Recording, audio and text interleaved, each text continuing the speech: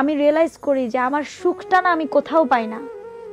যেই শান্তিটা ধরো আমি সেজদায় পাই, আমি মোনাজাতে পাই, আমি তাহাজ্জুদে পাই, প্রতিদিন তাহাজ্জুদে পাই, কোরআন তেলাওয়াতে পাই, যেই স্বস্তিটা দেখা যায় আমি হিজাব পরে নিকাব পরে যখন বাইরে যাই তখন পাই, ওই জিনিসটা না অন্য কোথাও নাই।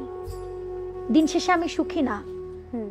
দেন আমি ডিসাইড করলাম যে যা হওয়ার হবে, এবং এটা অফিসিয়ালি ডিক্লেয়ার করলাম আমার জন্মদিনের আগের দিন, যে জীবনে তো অনেক কেক কেটেছি, যে লাস্ট ইয়ারেও আমি 90টার উপরে কেক কেটেছি, স্লিভলেস পরে ঘুরছি, শয়তান ঘুরাইছে, কিন্তু আল্লাহর রহমত করেছে হঠাৎ করে আমার জন্মদিনের আগে আমি রিয়েলাইজ করছি যে আমি আর কোনো কেক কাটবো না। তখন আজকে থেকে আর কোনো জন্মদিনেই কোনো কেক কাটবো না। আপনাদের প্রমোশনের পারপাস করতে পারি, বাট জন্মদিনটাকে কেন্দ্র করে আর করব না। আর আমি আমাকে আজকে থেকে হিজাবে মুড়ে নিলাম।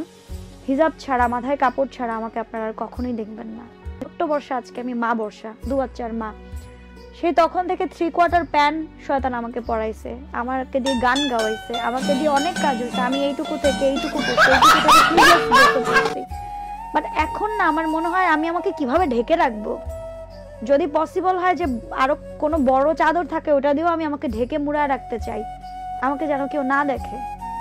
আমার ভেতরটা এখন এমন হয়ে গেছে, কারণ শান্তিটা, এই যে শান্তিটা, এই শান্তিটা আসলে কোথাও পাওয়া যায় না।